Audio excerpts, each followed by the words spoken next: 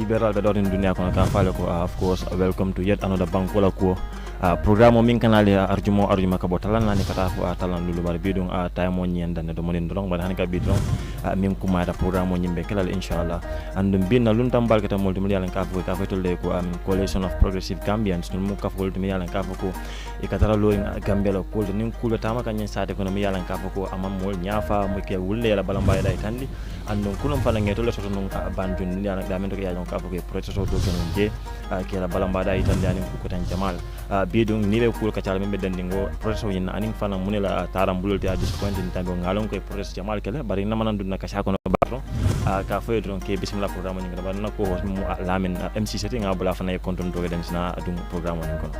Alright, thank you so much Modu abaraka bake siri ngal konton ni Celestine ajia Gambians TV ko me Modu afanya me liberabe dawla be mbal konton na Gambians TV ago be kan tenona ko me afanya ndom Bankola Kuwo me kana jam juma andum ka kacha ka ko le milaran ko wala be no banko ya ke kan banko kan tenno awda ko mata bakale bi fana ngam soro studio kono jam ko me Modu afanya me aga yibe kacha la ko le milaran ko ma jike ko ajere la pour banko dinya kacha wala fana mol milaran ko wala fana milaran ko kay salon ko ko bita kan nyami wato janin jamu sal trombe kacha murun la Modu kam asenna lundal jiana studio kono jane be duna kacha kono abaraka bake lamin MC wala toñate nga stade nan an keba kendol do be siri mara karola si to fu mo le for the benefit of million ka ko e melon even though you are a household name in the country bari atakela basti fananti to fanan fo mo le ko take no anit lon jumati alhamdulillah rabbil alamin Modu ngejo anna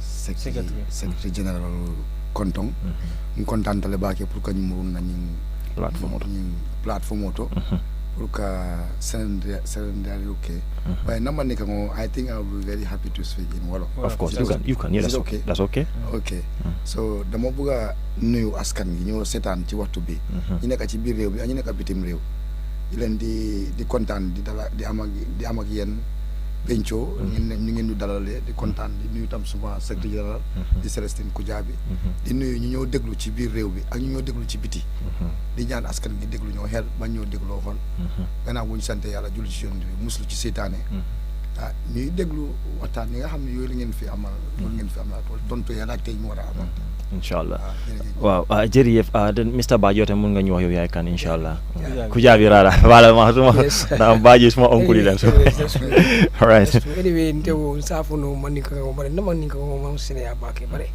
si konton do ke manika ko comme badi na moyra ni jibela ngi bele konton comme Allah ka cabe nyame banko bela sulolem ngana jang Gambia talent TV pour kan na cool kacha dol coalition of progressive Gambians comme na chairperson ya fo nyamin telem secretary general Celestine Kujabi comme ya fo nyamin kunu nanga balamba kele balamba yake banjul bare cool kita nyamin ngamira nata jam pour ka senayandi so that na moyla salon dol be min kono mune kita akita nyaali anu be mune kala na botanyi balambaya ngaminge baju kuno abaraka bake Mr Kujabi wolam to nyaade namalang time o westal dron ngadung kacha nyin kono comme ya fo nyamin even do be mandika ko fala lembe surwa ko fala be angale kana ko fana fala at least ngamobe hook programme nyin ko lamin ko di of course to start with can you just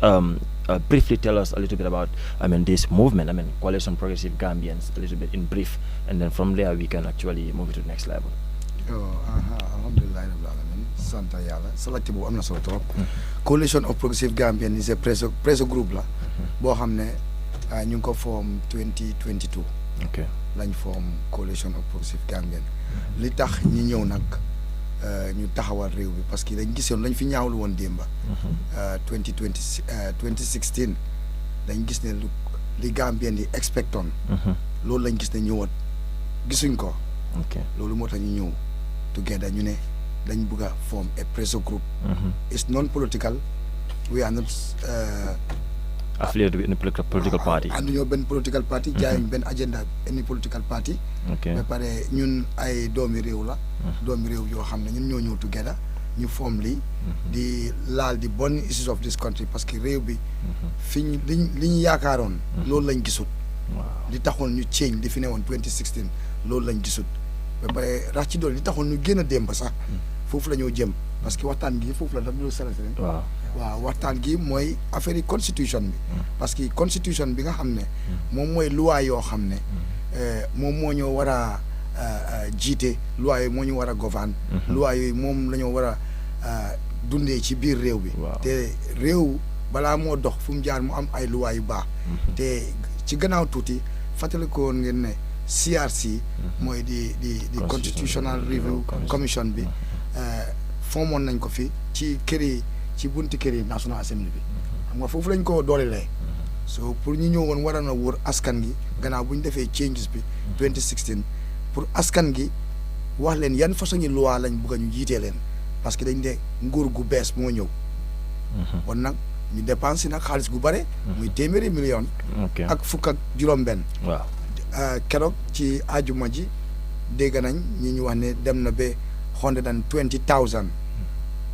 120 millions 120 millions moom lañ dépense ñi léegi wax 116 so xam nga loolu xaalis gu bëri la so li ñu dépense ci kaw loolu laaj Gambien si nekk ci biir réew bi dem wër Gambien si nekk bitim réew ñu nekk ci sànni ci seen kàddu ñu am xob ne boobu moom la ñoo gouverner ñu ñoo still gouverner with the 1997 constitution to date ñun nag suñ 9-point demands yi nga xam ne moom lañ musoon a teg ba ñëw jóg ees dañ am 9-point demands yoo xam ne yooyu lañ tegaloon nguur gi bañ amoon a nguur gi xam nga dialogue ak yooyu 9-point demands yi dañ ko séddaloon ñetti ponka ñaar ci ñetti fànn like dañ yeneen yi am na short term demands yi am nañ medium term demands ak long term demands yi bon gis nañ ne ñun coalition of progressive Gambian bañ amee waxtaan ak Minister of Trade and the Minister of Justice recommendation si ñu binda ak lu ñu laajte yëpp ak lu ñoo jàmbat ak askan gi doomi réew bi lu ñoo jàmbat gisuñ ci seen boppa moo di 2020 draft constitution boo xam ne doomi réew bi yëpp ñoo ko bokka dañ console doomi gi réew bi yëpp wër stakeholders yi yëpp bokk nañ ci ñu wër doomi réew bi ñu nekk ci biir réew bi ak ñu nekk bitim réew ñu am yaakaar ne lu ñu ñëpp bokka ñun ñëpp ñoo ci war a am cër gis nañ suñ président bi ngir indi na constitution bu bees fan yii 2024 draft 2024 draft constitution bu mu indi ñun dañ ko gisee ne loolu is a cabinet constitution because soo gisee ñu ne ko is a cabinet constitution constitution la boo xam ne seen xalaati boppa la ñoom dañ toog ci seen cabinet xalaat li ñoo xalaat binda ko ñëw tegal ko Gambien ñu ne nii lañ leen bugg a jiitee Gambien yi càmbar ko ñu gis ci ne di 2020 draft constitution yi li ca nekka loolu la Gambien yi gën a bugga mooy léegi foofu laa bëggoon a ñëw sax bi nga xamoon ne affaire yi 2024 draft constitution dafa asi woon coow bari si dëkk bi léegi yéen lan ngeen foog ne lu nekkoon si 2020 draft constitution bi loolu leen bu asi woon beneen new draft constitution yi 2024 bi ban changes maanaam ban wéccite moo fa nekkoon bi ngeen xamante ne yéen si seen boppa you were not expecting ne dinañ am pour omit changes yooyu noonu because da ngaa fàttaliku ne 2020 draft bi dafa mel ni comme nationwide consultation leen def bon ñu bari tamit ñu ngi wax ne 2024 even consultation su amee sax melutoon comme 2020 bi right so yéen ban façon changes ngeen gis si recent 2024 draft constitution bi compared to the 2020 draft constitution bi waaw 2024 draft constitution bi soo gisee punka yi gën a am solo foofu mooy di entering clauses yi like ni ñoo falee di independent institutions yooyu noonu soo ko déggee mooy maanaam the office of the IGP niñ ko falee ak the office of the chairman of the IEC nga am the ombudsman nga am the governor of the central bank so gis nañ ne ñooñu yëpp bañuñ ne président bi mun na leen a tànn waaye bu leen waree su leen tànnee ba pare dañu war a jaar through the service commission ñooñu ñoom ñooy seet naka lañ la ñooy seet sa lijaasa ñooy seet sa qualification seet sa jikko yi ñoom tam am nañ recommendation yu nga xam ne ñoom war nañ koo binda suñ paree ñu jël ko yóbbu ko ci National Assembly bi boobu mooy kàddu askan gi ñooñu suñ ko recommandé tam léegi dañ la mun a jël su nekkee ne tam yow fituloo pour ñu jël la duñ la jël suñ laa daaxa tam that same procedures nga jaar ba pare gis nañ ne ni ñoo falee chief si ñu nga wane chief si bokk nañ ci politique parce que chiefs yi gis nañ ne dañ war a free dañ war a independent gis nañ chiefs yi dañ leen war a sànnil karta even alkaali yi sax léegi dañ involve into politics so moo tax ñu ne di 2020 draft constitution bi dañ ko soxla lool parce que foofu la Gambien si yëpp di mun a independent institution si yëpp ku nekk di nga mun a am sa boppa doo xool ne su ma defulee lii nañ ma daaxa wala su ma àndulee nguur gi ëllëg leen nag leen mun na ma ci dal waaw gis nañ ni tam di 2024 draft constitution boobu noonu gars yi ngi wax ci asset declaration bi waaw yes so waaye foofu noonu dinaa bàyyi foofu suma secretary bi if you can elaborate gën a yaatal from foofu there waaye man ma imagum fii ma jox suma secretary bi mu ñëw gën a yaatal foofu waaw jërëjëf thank you so much I mean and then Mr. Kujabi you can yow tam mun nga yokka sa kaddu si maanaam soo ko mënee wax si anglais si soose si wolof it's fine you know very good your question is very good that there was a reason why first of all like my chairperson said the coalition of progressive Gambians came for one purpose and objective, which is to ensure that any person appointed, nominated or elected into public office is held accountable by Gambians. And we become the mouthpiece of those Gambians. Sure. As a pressure group. So when we came into existence, we saw that there were a lot of irregularities when it comes to governance. Because when Gambians decided in 2016, there was a reason Gambians decided that there should be change. Not a change of persons as per se, but a change of a system. Most definitely. The system needs to change. And there are a few things, or some of the most important things that are important in any system change. That is the constitution. That's what I always say. When we define constitution, we should know that it is a set of principles setting out the framework of any political society which is formed through law and which by law has established permanent institutions with recognized functions and defined rights. So if those defined rights are executed today to the letter, there we get good governance and credible democracy. And that's what we want. So when we changed 2016, we did not expect only the presidency to change or the cabinet ministers to change. We expected the rules and regulations that govern those people and how they execute their duties to change also.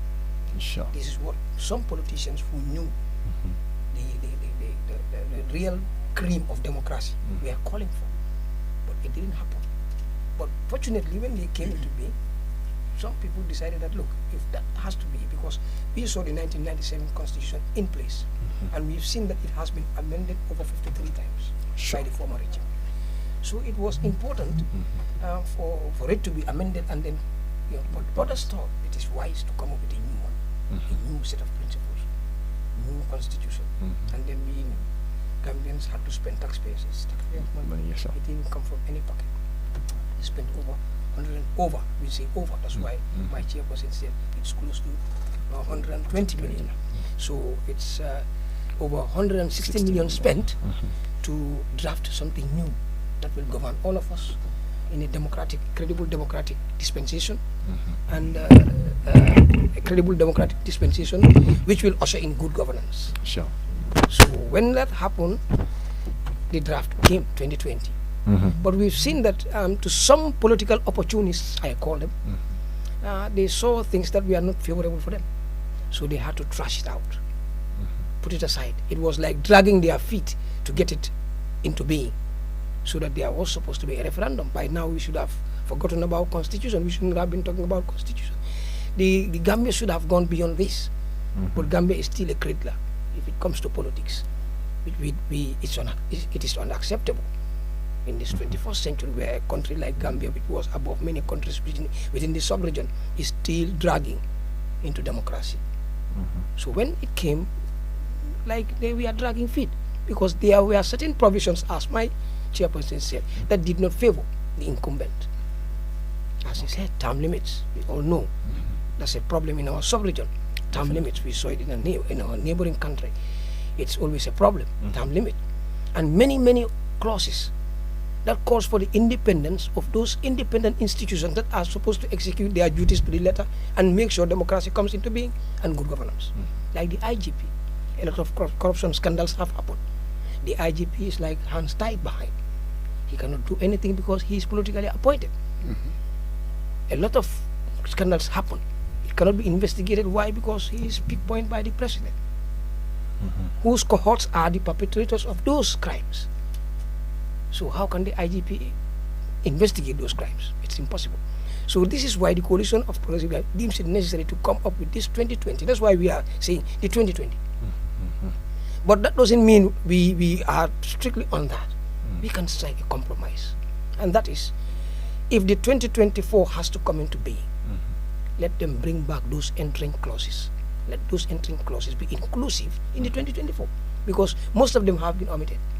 And then something came in place which was condemned in the 1997 constitution, which has condemned someone in mile 2, Yankuba Ture.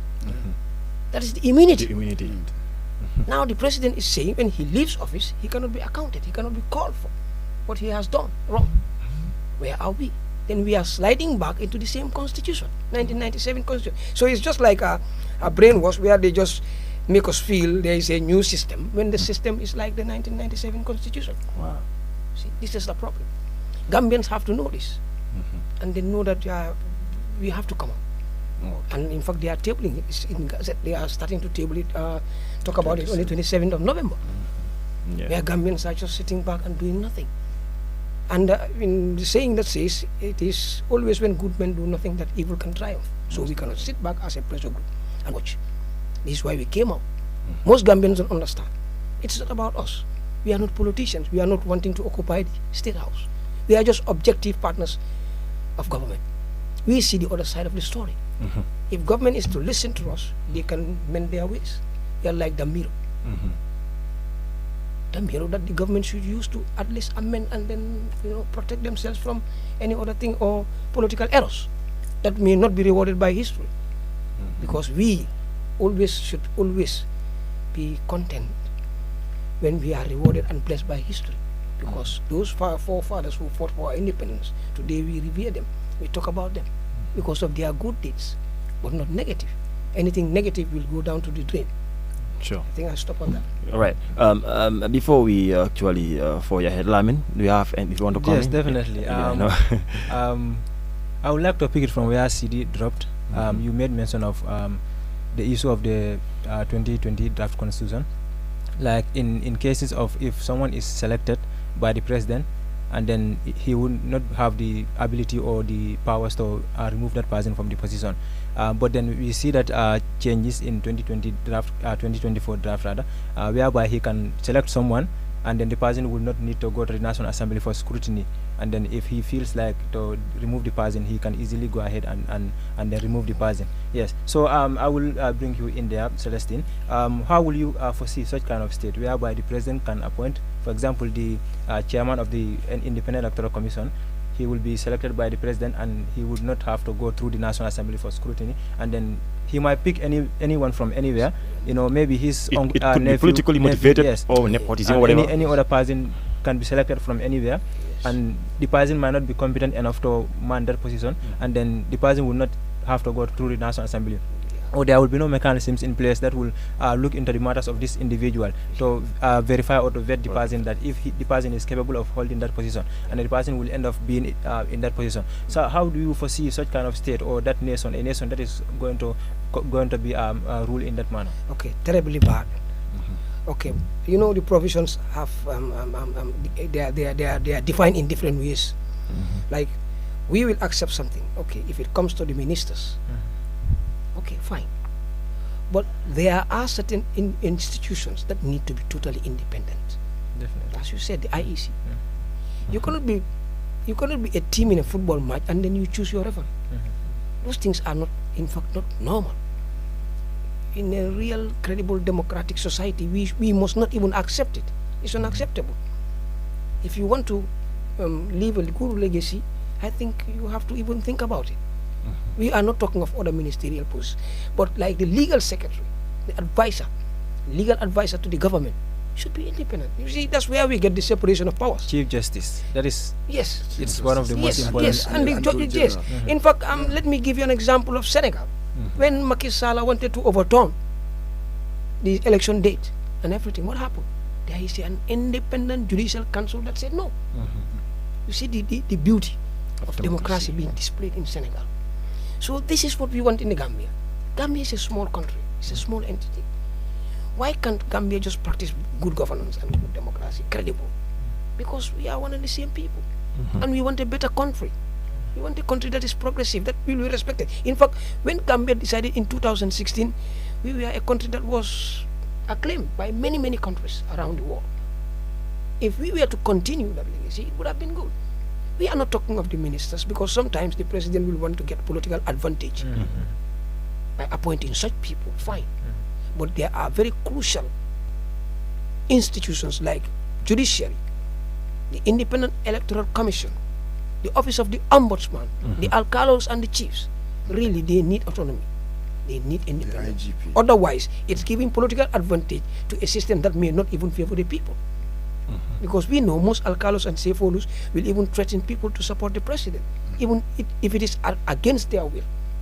And it's giving like a political advantage to the president, which is not good for the country. We all know what is happening. So we are saying those alcalos and chiefs need to be independent to do their work effectively.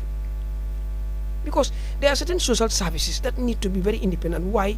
If they are political, sometimes some people who deserve the services will not be able to get it in full.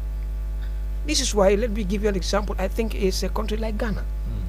If it comes to even local governance and most of these things, they don't talk about party politics in those things, because they'll tell you those institutions directly affect. They are the institutions that give direct services to the people.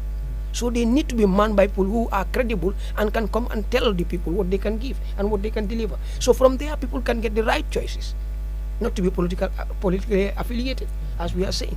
So the president is looking for advantages. That's why he is just trying to kick out those things so that he can like get entire power. We have to know the separation of powers will tell you, look, the president has some powers, fine, but powers cannot be absolute. Absolute power corrupts absolutely. The legislature needs some powers. The judiciary also needs powers. So this is what we are saying. Distribute the powers evenly, so that at least the execution of that principle of separation of powers will be there. We will see it happen, and then we'll see a very nice country and a very good Gambia. And today you are there, tomorrow you are not. The laws you make should reflect your children, your future and posterity. Because today you are president, tomorrow your child may be in the streets waiting to be president. So if you think you create a law that will only protect the presidency and the executive, what about tomorrow your children who are not going to be part of the executive? Are you thinking of that?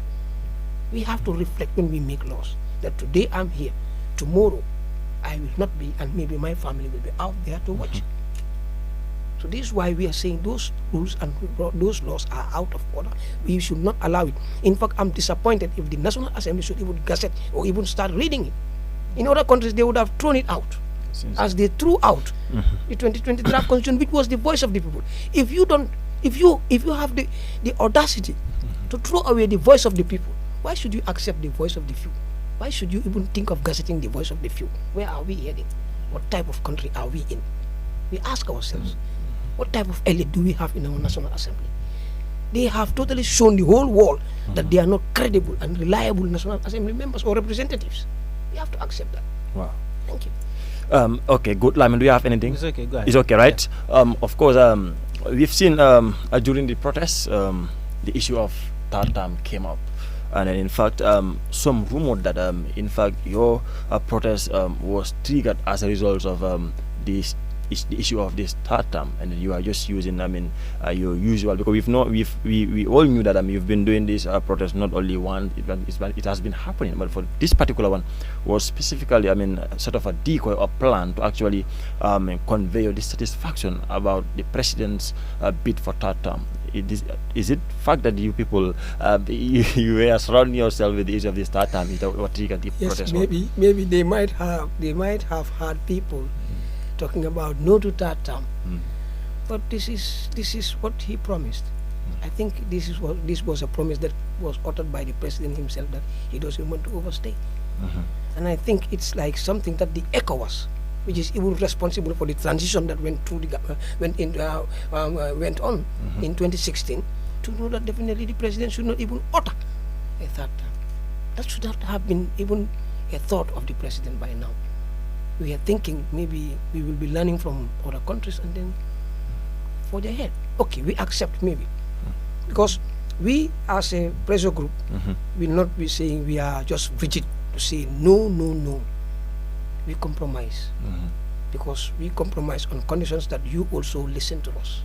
We listen to each other. Just as the Olaf say, Rero Amut, Nyaka Dego, Nyaka Watan ak Nyaka Dego mo am. Definitely. Lulu is very important to note. Like we say, Nen Dego. Okay. Think. Why can't the president? Is the president the only? You see, party politics in the Gambia is like ownership. A political party needs to be an institution that can groom other ones to come. You go to other countries, Ghana, the Kwame Nkrumah party is still existing. But look at the parties that were here, they are dead. Where's the PPP dead? NCP dead? Call them. They are dying. Suddenly there was no structure. Because they were not structured to be institutions. They were structured to be owned by one person. One person dances the show. If the person is no more, the party dies because they don't groom younger ones. Why can't Gambia just learn from other countries? We have to change the narrative. We need to know the political parties are supposed to be. Look at America. The big America is mainly two-party, Republican and Democrat, and this has been since 1776. How many years? Two parties. They've never gone dead. They are giving a burden to each other. Why can't we, a country that is less than 3 million, struggling with so many parties? To me, these parties are just a pretext of our individuals, I don't know, maybe our tribal or whatever sentiment.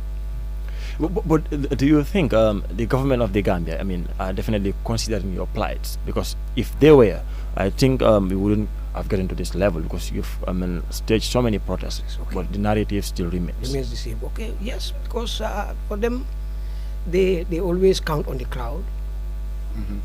They did get a crowd, so why do we listen to them? But they are not looking at the issues that we are presenting. Look at the issues we are presenting. They are very important. They are the voice of the silent people. They are critical issues. They are issues that need to be looked into. Don't say they don't have a crowd. No, listen to what they are saying. The majority is not always right. We don't have a crowd, but we are saying things that most people will sit back in their corners and know that definitely what these people are saying is right. But this time around, we have other things. We can resort to many things. In fact, last time when they had that presidential pardon for Sabri and others, we are going to court. We have filed a case. It's at the court. Maybe very soon you people will hear about that. We have procured the services of a lawyer. That is that unconstitutional amendment or whatever by some few National Assembly members to give power to the president to pardon Sabali and Joguba and others when they have been banned. When you have like selective justice. You have to ban others and then others have to walk. We are going to court with them. And this time around, we will not resort to only protest. You know, we can go further. Like I said it, I think I said it to one of these questions that came yesterday. After this protest, if government does nothing, what are you going to do? I said, no. It is not only about protest. We can engage these international goodwill partners. The EU, they spend their money on government to see good governance. That's what they are calling for. We can engage them, engage the American Embassy, the British High Commission. Tell them, hey, now it's time for you to pressure the people you are giving your money. You are giving them your money and they are not doing what we, the people of the Gambia, want. We as a pressure group are saying these people are not doing the will of the Gambians. They are not listening to the voice of the Gambians. And this is our next move. We will write to them, engage them, have an audience with them, and then tell them what we feel. That if you keep on supporting a government that is not of the people, what are you calling for? The democracy you are calling for in your countries and what you stand for is not realized by the Gambians. Wow. We want to realize it. We want to see it. And how do we see it? You also put pressure on government. Tell them, look, we give you our money, we expect to see this. The people are complaining that they are not seeing the democratic practices that you promised them. So we not only stop at protest we do first. But don't you think it's very important to actually consult, the general population when you are about to stage protests like this? Because most of the points that I've read in your what we are revealing to the president yesterday was like it all covers the issues of the country, and at the end of the day, when it goes out there, everybody will definitely benefit from it. So I think your pressure group also needs to actually consult almost everybody in the country. If you can, there is nowhere that you can have everybody on board, but at least numbers also count sometimes. Yes. For this one, I will consult my chairperson to even give you evidence of what we did before this protest. Okay. Chairperson, you can come. Okay. Lamin, do you have anything? Or he I can? will come on. You will come later. Yes, Okay, no I problem. have some questions. xam nga yaa ngi laajte lu am solo nag lan moo tax yébaane bi ñu bari yëguñ ko. yëguñ ko fasuñ ko dinaa la wax ci suñu boor ñun ci dooree ak ci nguur gi tam ñun dañ apply 2 months over more than 2 months pour dañu apply for bu ñu apply for a permit 22nd of August lañ apply for a permit te am nañ series of engagement ak security bi dem nañ 9 times to the department of ci police headquarter bi dem nañ Interpol dem nañ CIU dem nañ opération lañ mujjee opération lañ amee léegi ndax ñu koy permit bi from the 22nd of August ku apply for a permit te mu ngi wax ci plateforme si ñëpp ñu ngi ñoo dégga foog naa loolu rek lañ mun a def waaye nag pour jot permit bi teel parce que Gambians si am nañ jikko boo xam ne sooy joxe yéebaane lu mel ni protest peaceful protest ñun dañ ne peaceful protest ba léegi nit ñu téye protest dañu fonda protest da ngaa génn pour taal dëkk bi da ngaa génn pour yaaxa wala da ngaa génn pour luut ñun ay doomi réew bi lañ te ñun ay kilifa la ñun dañ am responsibilities ñun réew bi moo ñu ñor duñ xalaat dara lu ñaaw lu ko yaax ñun xamuñ lu ñaaw léegi nag nit ñi dañ amee ragal boobu noonu yow sax mën ngaa bëgg a génne sa yaay wala na ma ne yow bul faale ñooñu yii bu leen taal yi fitna la ñoo ekkit ci biir dëkk bi wala mooy loolu nañ la dikkal fu nekk nañ la gisee opposition nañ la gisee ne ekkati fitna nga waaye ñun dañ teel a apply for a permit waaye police yi am nañ jikko boo xam ne soo gisee ñu jaabante bëgguma jaar yi yëpp dogat waaye dafa bari jànkuwante lu ñu am nañ series of meeting with the Interpol with the CIU ñooñu am nañ meeting ak ñoom ñun suñu bopp dañu bëggoon def nationwide protest waaye nationwide protest boobu lu ñu wax mooy kaa leen toog ñu waxtaan ñu am ak ñoom waxtaan bi sax keroog bu ñu am ak ñoom waxtaan bi ci office Interpol bi that was on the 29 of August ñu toog ñu waxtaan ñu ne ñu léegi comme que yéen da ngeen oote pour nationwide protest léegi dañu bëgg ñu toog ñu waxtaan parce que ñun amuñ capacité pour jox leen sécurité buy cover loolu rek xam ne yëfi Gambia la te sécurité bi réew bu amulee kaaraange réew boobu du am jaama. 29 octobre wala August. octobre ok lañ dem am ak ñoom meeting am nañ series of meeting bi last meeting bi bu ñu wax ne dañ bëgg a ñu table ñu seet naka la ñoo mun a defee protest bi ñu indi ko fii nga xam ne du nekk nationwide ñu leen ok léegi nañ def loolu ñu dañ bëgg a permit 1 week before loolu ñu ngi leen ko wax bañ leen waxee dañ bëgg a permit bi 1 week before loolu that was on the 23rd of boobu that was the 30th of August lañ leen wax ni soo gisee ñu apply teel dañ bëgg a teel a jot permit bi teel pour ñu joxee xibaar yi wax informe nit ñi sensitise nit ñi nga xam ne kuy génna di nga xam ni ngaa génnee su nekkee yow ñun lu ñoo oote yow ootewuloo loolu wala da nga am sa own hidden agenda pour sensitise nit ñi pour nit ñi ñu faa dal ak yar waaye dañ use tactical delayance bii nii ba 2 days before our protest ñu jox ñu ko suñ last protest bi ñu defoon sax 2022 last year June 17 ñu ngi ma jox permit bi June 16 a day before nañ ne few hours sax less than yes so lii is a tactical delayance boo xam ne diggante security force bi ak askan gi la parce que loolu moo tax suma secrétaire général mu ngi ko wax gis nga independent institutions yi tant que independent ñun président bi moom mooy fal mooy folli mooy tànn ki ko neex indi ko fi ko neex teg ko fi ko neex gis nga IGP fi ñu ko jëlee fan lañ ko jëlee immigration nañ ko jëlee so dañ bëgg a ne ci police department bi yëpp dañ bëgg a ne kenn fitut pour mount that the post of that IGP te ñeneen ni askan gi ñu ngi wax ne soo gisee police président bi def lii IGP bale muy suma Thomas Sidi Touré kooku goro la ci président bi so nepotisme juddu na fa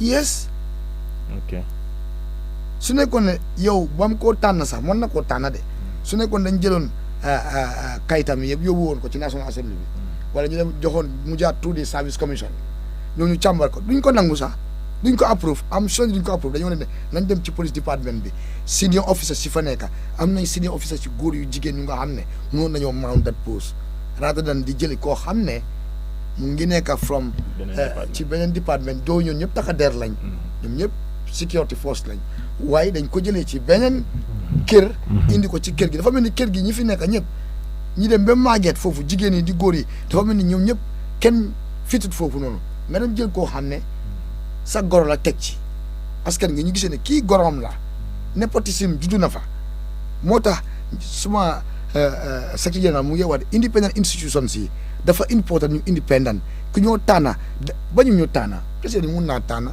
ne kii laa bugga nga indi sa kayit yi mooy lijaasa yi indi sa kayit yi ñu càmbar ko seet jikko yi tam seet sa track record si mu jaar ci ñoom suñ ko rek ñoom ñu def seen recommendation mu demati ci National Assembly mooy kaddu askan bi ñoo ñu def seen recommendation su la ñoo ñu jëlee ëllëg dafa rafet suñ laa daaxaa dafa war a jaar bunta yooyu te dafa fekk tamit sa loxo dugg na ci corruption wala da nga am na loolu jalgati sa office te loolu fu mu jaar ñu teg evidence yi balaa ñu laa daaxee duñ la daaxa like that jëlee la like that yaa ngi gis lu xew IEC 301 million ñi ko dugal ci account boo xam ne ci returning officers yi lañ ba léegi kenn mënu laa wax naka la demee waaye xaalis boobu mu dugal benn tey su doon beneen réew la woon tey ni kon dëkk bi yëngatu na ba pare politiciens yëpp a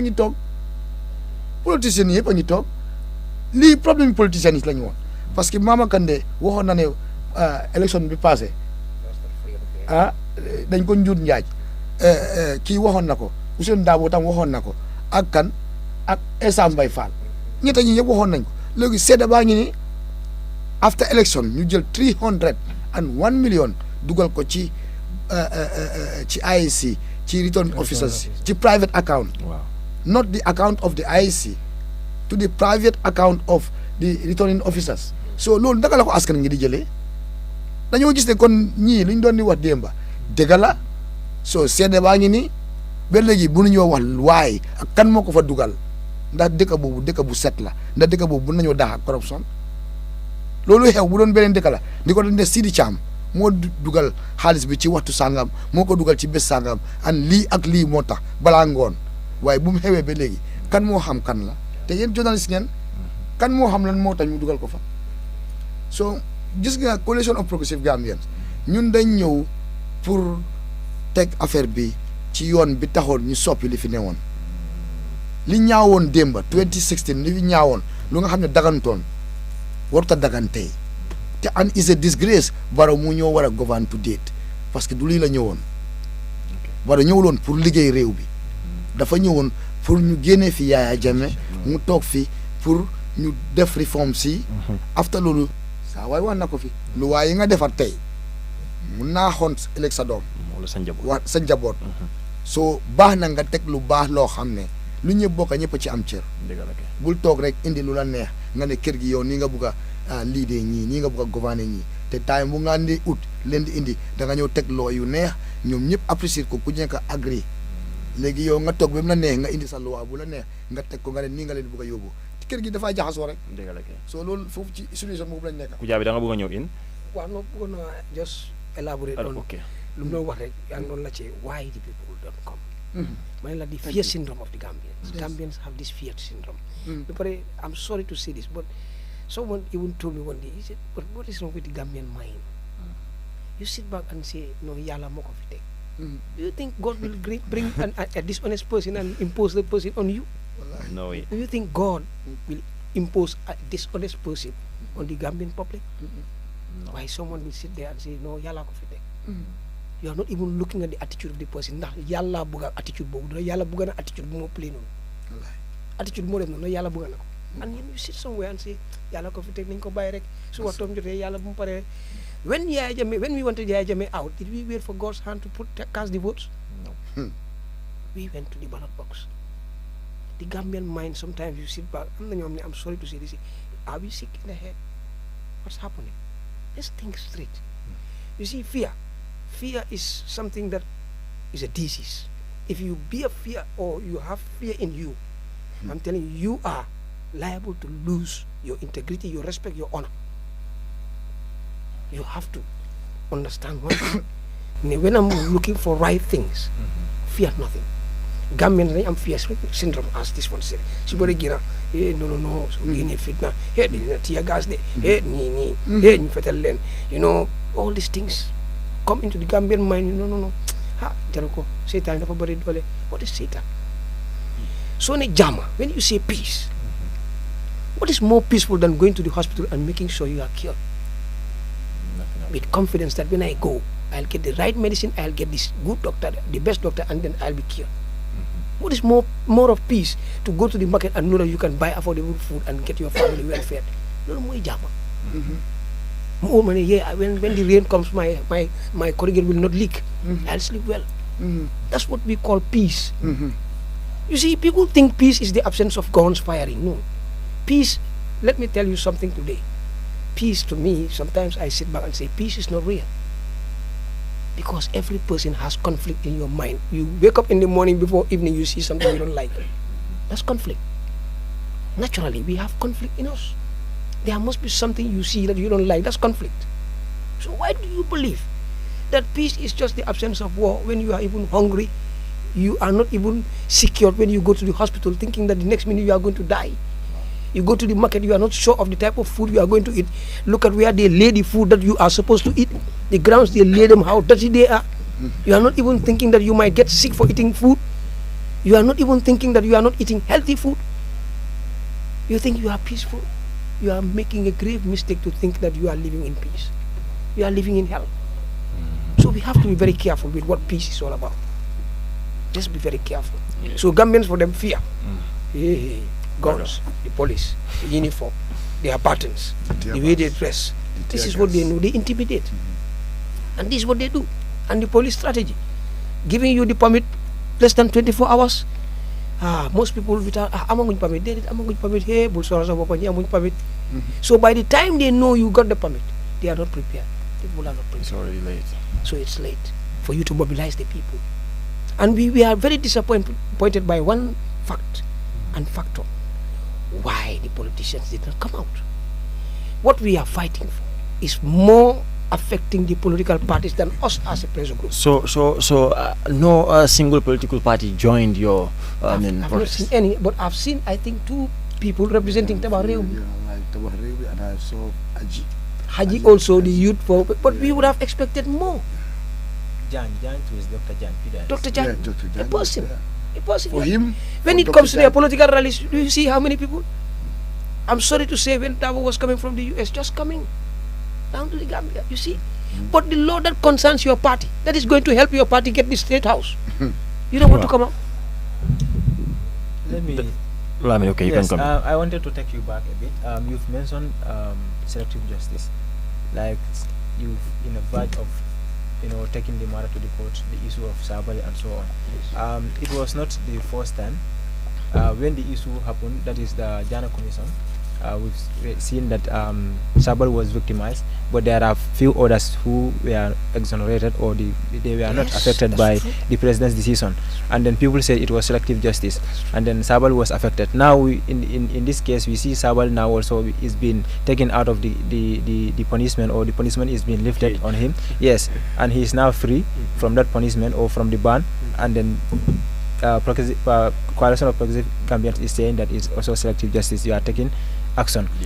Yes, legal action. So I wanted to know, is this for this issue alone, or you are doing it maybe for the future? Because like I said, it happened before, and then Sabali's case is the latest, and it might happen again. Yes. So is it only Sabali. Yes. No, it's not only Sabali. Remember, the coalition of progressive Gambians came into existence in 2022. 2020. By then, Mamour Njai was already there. Yes. I wish the progressive Gambians came before Mamour Njai was appointed. We would have talked about it. The progressive Gambians is here. There was a time Sabali was arrested. We were outspoken. We wrote a press statement to condemn his arrest. Yeah. He was arrested when he was even when at that time he was banned from working. But when he was arrested, when his rights were violated, we came out and talk about it. So we defend people's rights irrespective of your party color, irrespective of who you are. Even if you are a criminal and we think your rights are violated somewhere, not of your crime, we'll sit back, we'll talk about it. Because we think Gambians should live in peace, Gambians need to be respected. We see if one Israeli is killed, Israel will go and bomb Lebanon, the whole of Lebanon, for one Israeli. You see the respect of the life of their people, of their public, of their citizenry. Because remember, that citizenry is an added value to you and your pocket and your money and whatever, because he pays the taxes. So this is why those countries will respect their citizens, because one citizen extra means that's why when a child is born, they do everything to make sure maternal health care is just wonderful, because that child being born is coming to create more taxes. It's adding $1 or two to your coffers. You see, but in Gambia we leave our children with 5 children in an incubator, aka killing how many children? As if you don't know. Is it blindness? Is it ideological blindness that you don't know that these children one day come and pay taxes to you and fill your pocket?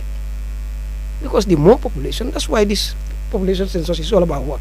The World Bank wants to know how many people you have, so that when they loan you, they know whether you can pay or not. You see, we have to be informed when things happen. Let's not see it as just it's a normality. They have to count us. Why are they counting you? Why do they want to know the numbers? So then the human life is very important. One life, one Gambian life is as important as any other life. Sure. Why should one person be protected above all the others? Those things are not normal. In developed countries, they respect every citizen. Kill one American in Gambia, the whole America will be crying. But 60, 70 children die. No, it's just an accident. No, we are doing our best. No, yalala. Nokali yalala is no problem. There's something wrong. Fogulo sometimes I didn't do nyala. comme seen ndigal loolu rek mu ne lu xew ñu ne ndogal yéenay du ndogal ba pare ñaareel bi ñu ne yàlla su amoon fii family member ni kon everyday mu summons nit yóbbu ko koor Definitely. ba pare gis nga docteur Baye Biram Diagne daf dee wax dara ci jikko Gambien Célestin dama ko dee bàyyi xel de docteur Baye Biram Diagne mu ne ndax ñun Gambien si yàlla moo ñu xalaat ndax ñun ñoo xalaat suñu boppa doo mun a xam naka la waaye ñun dañ ne ñun ñoo xalaat suñu boppa parce que ñun lu fi nekk tey mun ñoo ci dugal suñu boppa lu ci nekk mun nañ koo génne parce que nañ def ba génne fi Yaaya Jammeh dama ne pour génne fi Barrow suñu amee constitution bi Barrow mun na fi génn ni Yaaya Jammeh demee def ba génn fii nii su Gambien si yëpp ñu ñëwee together xoolal dëkk bu ndaw bi 19 political parties ñu nekk ci dëkk bu ndaw bi ndax ñoom ñëpp ñu ne dañ bëgg a jiite dëkk bi ndax dëkk bi ñor na leen njëkka waaw loolu mooy wax bi nag. loolu jar naa la ci yéen si ñu génn si. ah 19 political parties yu nekk ci biir dëkk bu ndaw bi na ñoom ñu ne dañ bëgg a liit dëkk bi na ñoom ñëpp gis nañ problème yi dëkk bi te ñu ngi wax di nguur good governance pour ñoom ñu mun a am jàmma ci li ñoo def ci jàmma xam nga sometimes dafa daw yaram de man démb dama tëdd di whole night may xalaat ne ndax man Gambien bi ma nekk ak Gambien bi ma xamoon démba ñun bu ñu nekkee ndaw Gambien bi bañkat la Gambien bi fa dang waaye Gambien bi juddu léegi daf ma jaaxal. waaw. I mean, do you have any other question? Okay. Gis ngeen recently the issue of corruption ñu ngi ko jàmbat si dëkk bi ñu ne dafa bari trop. Yéen lan ngeen foog ne nguur bi loolu la war a def pour mu mun a eradicate corruption si dëkk bi ko ñu ne black man pour nga génne ko si yëfi corruption moom dem fii ba dox fii ba Makasar moo ko gën a yomba so what do you think the Gambian government needs to do to actually get rid of these corruption issues in the system? Because amoon nañ fi anti-corruption bill ba léegi. ñii pare wuñu génne corruption ñii pare wuñ ko. waaw loolu moom laajte bu am solo la te gis nga te li nga laajte nii moom mooy the highest threat in this country the highest disease in this country mooy corruption waxoon nañ ko Barrow weddi nañu.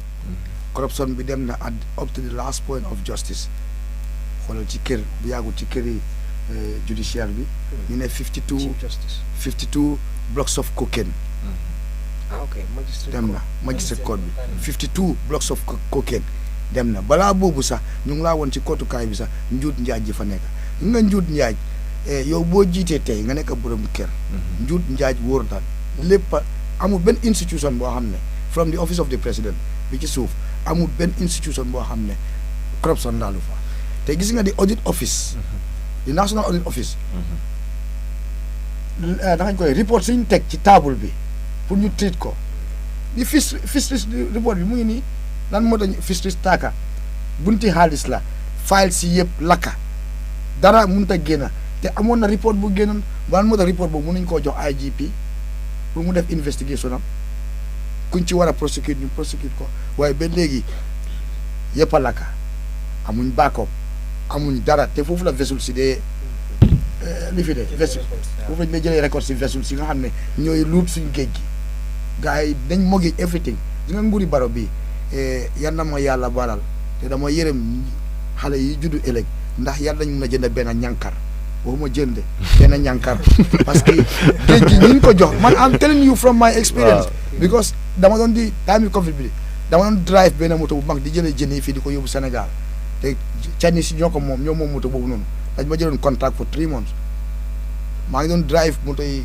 from naka ñu koy Mandinari di ko yóbbu ba Dakar ci seen marché bu mag bi yëpp mu ngi fii nataal yëpp maa ngi amee fii dama laa wone rek gis nga ci yàggee ñànkaar sax pour ñu xaleel jënd ko ci marché bi dina nekk problème Chinese yi duñ bàyyi ñànkaar yëpp la ñoo jàppa am billaay seen mbaal yooyu dégg naa leen bon trop wuyu maa ngi laa waxal loo xam ne billaay wallaay talaay dinaa toog ma yónni leen nataal yi dafa sis believing dafa métti su ma maa ngi ko wax sax wala suma xol bi mu ngi métti waaw parce que ni ñoo jël ci jën yi yëpp la ñoo yóbbu dañoo jàppa ñànkaar dañoo jàppa sipa dañoo jàppa lobster dañoo jàppa yéet yi sax jigéen ñu maa dégg ci télé lay wax ni jigéen ñi marché xam nañ ñu maa wax ni dañoo jaay dañoo jënd yëpp la ñoo jàppa waaw moo fa ne toola boo ñëwee da nga ko ne ok yow red snapper nga war a téye moom nga war a mbaal wala black grouper wala mackerel wala yeneen jën waaye yow lu nekk ci géej gi yëpp nga nekk di jàppa mbaal bi lu mun a téye rek mbaal bi lu mun a téye yëpp lañ dee téye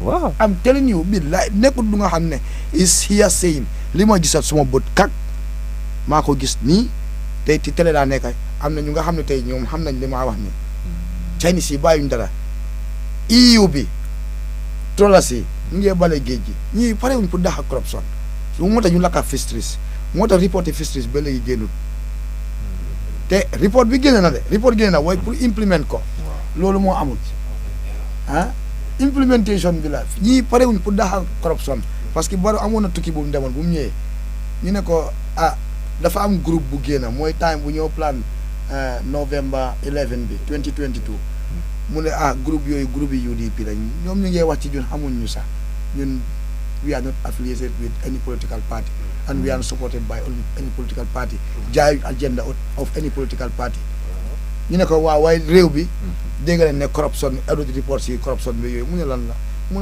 ne loolu is a opinion and they can be biased so kii wax loolu man dama fa ne su nekkoon président laa tey wala njiiti réew wax nañ la ci affaire yi njuut njaaj yow lan moo la waroon comme que li ngeen wax ni dégg naa ko de waaye képp kuñ jàppa corruption fii nañ la denc ci jéer loolu nga waroon a adresse loolu nga waroon a wane ne corruption noonu lañ ko xeexee waaye su déggee ne yow duñ la waxee yëfi corruption yow ñi nga xam ne day aadi National Audit Office te ñooñu nguur gi ñoo leen di fay pour ñuy audit kër yi di seet ñooñu suñ la indilee report nga ne seen report bi mun naa based on opinion or they can be biased so yow a head of state ngay wax loolu then yow you are not ready to fight corruption so man su ma taxawee di wax ne ndax nguur gi pare na pour fight corruption dama naa ne déedéet parce que suñ ko paree woon ni kon wane nañ ko waaye nag sant yàlla bu yàggu bi moo gisee di IEC di Inspector General of Police muy Sidi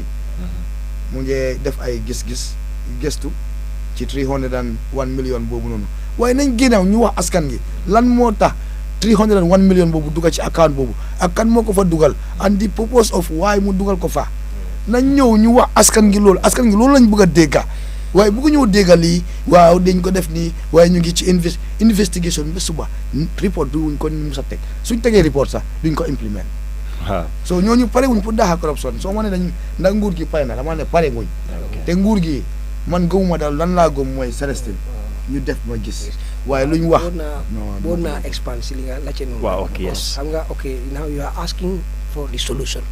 What is the solution to tackle corruption? Okay, man, to me it's just one, to empower those institutions. Gis nga when the anti-corruption bill came, ñun ñëpp gis nañ some amendments there. The anti-corruption bill should have been a biting dog. But how many they pull out all the teeth?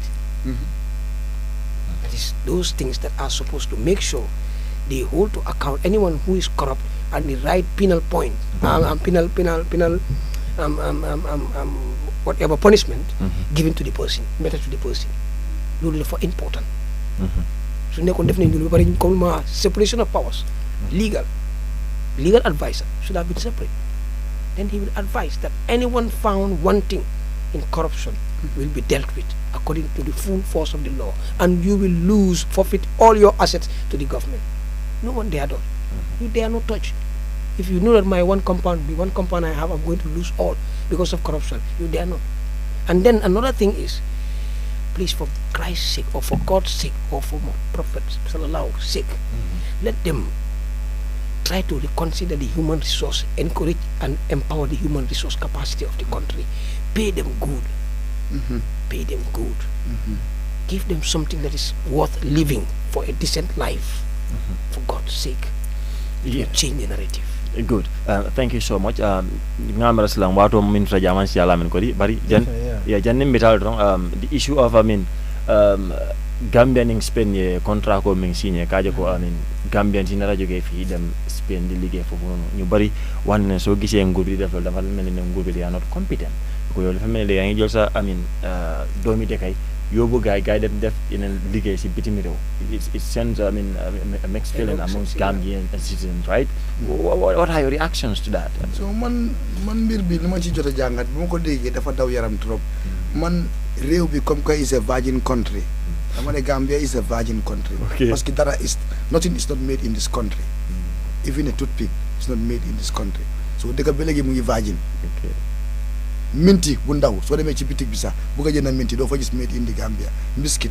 So yow lan moo tax bu ñu la wax tubaab yooyu ñu ñëw ubbi fii ay factories suñu doom yi suñu rakka yi ñëpp di dem di liggéey di ñibbisi ci kër gi ñu jàngal leen xaalis gi toog ci biir dëkk bi minti bu ñëw indi biscuit bu ñëw indi botta bu ñëw indi yëpp mu des ci biir néeg bi mu des ci biir dëkk bi meew bu ñëw order.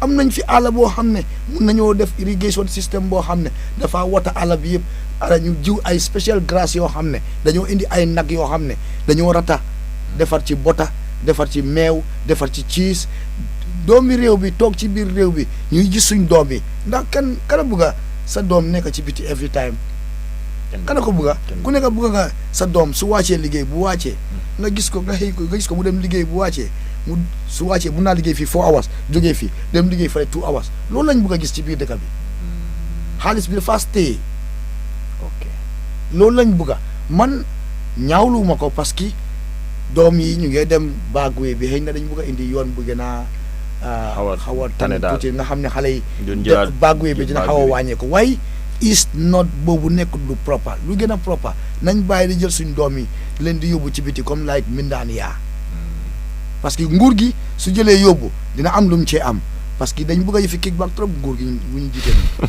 kickback bëgg nañ ko trop dañu fu ñoo moccaatee jël doomi jërë bi dañ def seen own project. ma bëgg a see aar rek lu ma gis mooy commune you see when I had it ñu ne in fact the work that is being offered there is found most of it is agriculture. We have the arable land. We have the land for agriculture. What are the Spanish paying? Why can't we pay our kids? It just reminds me of my school days when I heard about the slave trade, where they exported the strongest. The youth are the ones going. I'm not even just using my pie. They are going to take the youth. So the manpower of the nation, the cream of development is what they are taking. Then the slave trade is back again because they are going to work in farm, and you never know the conditions they are going to find there. Whether they will be paid what they are supposed to be paid. So anyway, I wish it was another thought, as my chairperson said, bring these industries. When Barrow went to China, before talking about Mohammed Jah, talk of Gamtel. It's a government institution. Look at it. It's Like, a state-owned enterprise, affiliated with the company. But you sit with a that's company, why, and tell them, I want you to support a private individual. What are you doing? So no wonder if a journalist will write and say, you want to give the presidency to Mohamed Jah, why should you blame them? And it arose commotion. Yeah, of course. Of course. A lot of problem within the NPP and then all that. Of course. Yeah. Okay, that's right. I mean, Lamin, do you have anything to ask before we wrap up the show? I have one actually, but then I'm not sure if time will allow us. Of course. I have one for you as well. CD, last year you had a protest. I wanted to know what was the outcome, or if at all your demands, if there are anything, if there is anything that is actually or being realized, or you just give your demands and then that's just it. comme ni nga ko waxee noonu la demands yi dañ ko joxee rek that's it. Gis nañ the high cost of living ba léegi mu ngi gën a increase. Gis nañ ne cash power bi ak ba léegi mu ngi ci kaw. The tariff of the cash power is still 37%. ak ndox bi gisuñ ci dara. Xam nga nguur gi dañu jiite ci maté xam nañ ñu. Xam nañ Gambians yi comme like buñ ootee rek su nekkee Gambians yi wane nañ ne dëgg lii yëpp ñun la sonal. Gambians yi gën a si wane seen bopp nañ ñu gën a téye serious bi waaye ñun duñ taay parce que pétition bi ñu joxee nii ñu ngi leen di déglu this time su nekkee déglu uyuwuñ ñu mid 2025 ñun dinañ jël yeneen jéego. ba pare pour bu la fàttali rek they have taken a little step mooy di AKI victims xam nga boobu boole nañ ko suñu nine at least a step has been taken and then some people we are supposed to answer to the law. I don't know how far they've gone with waaye xam nga ñii they always dragging feet. They are never quick with what they were trying to remove the name of the Attorney General from the lawsuit, but then it was rejected by the exactly because it was after our protest that they came up with that small piece of trying to do something when actually nothing was done. Nothing, absolutely. Thank you so much. That's it. I didn't for honoring our invitation, even though it was prompt, but then actually knowing and work as can be, we really appreciate it.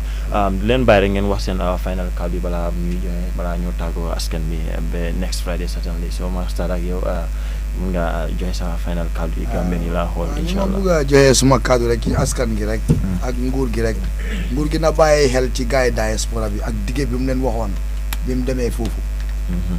Te gaay diaspora bi tam nañ jël seen matuwaay parce que dañu war a sànni karta africain si ci àdduna bi yëpp su élection jotee seen réew yooyu dañ dee sànni karta.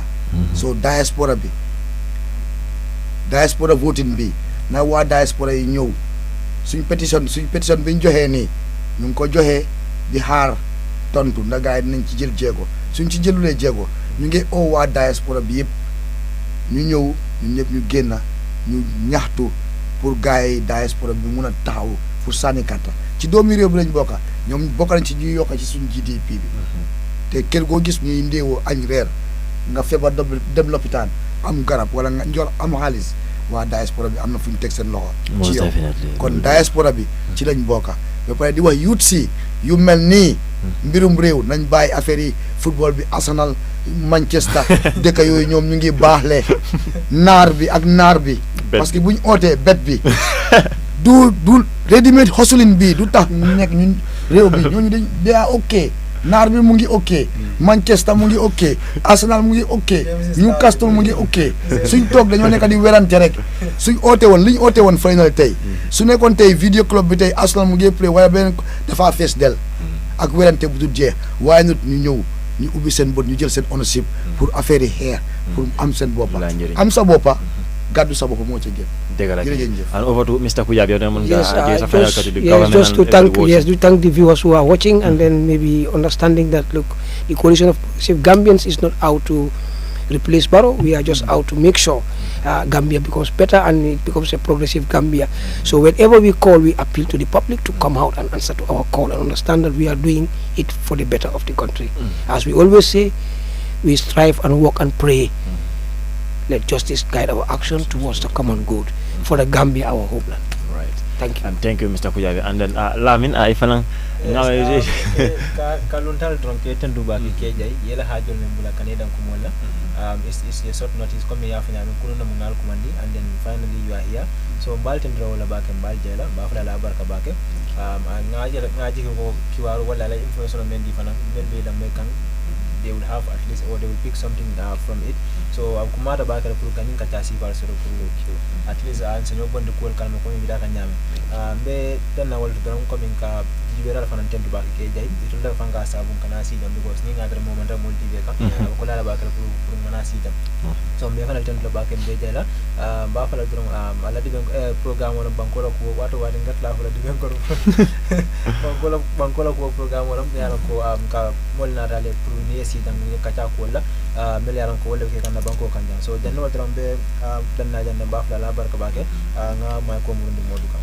baraka bakel lamen wolam toñati jiberal ga dawla ni dunya ko naka fale dron ala baraka bakel le pesi minta ka mol jubi andu nga kacal min ka jam fanan bawo jommanti malaka ta kumati mi yalan ka fako fanan mulata mo kasida al yam fanyo muntul fon la nasul di bar na bota ni ko ko kende bota ni mol bula salam fanan ko ala timaro lo moti o sabu kamal dron ka fale dron arjumo la ni programme be kala nal nambari na gesol de batala ke ko ketentu ke jay bawo biringa fo dron ko su dara nyawnya am yela hajol be bula nambari mi nekata Gambia le sule Gambia la yola yakin na inat nang purining Gambia dol nyam fa nek ca bawo man ding ko kuno dampo na singo mi kuno na fa kuno yola na so kumal le fata jam liana ka fa ko hakili ma kumolum mil beta da jal si wol tano ka ko Gambia jam be so min man sakunda fa nan kana je ko fa ko mil liana ka fa ko ke jala man la fi la hani ni aje fa moy be jala rotel na man sakunda la man sakunda la nyaato ta law sabu kamal don fo amole diam bawo Gambia bankul mi liana ka fa ko mbele den dal andum fanambe kumandro ke la molbe dunya ko lawdan ni ka tan ni la ko ni banko purayta fondinkel la ka mamma silan na fondinkel fan ni wulta nam pour ka mamma banko la nyata ko do ninka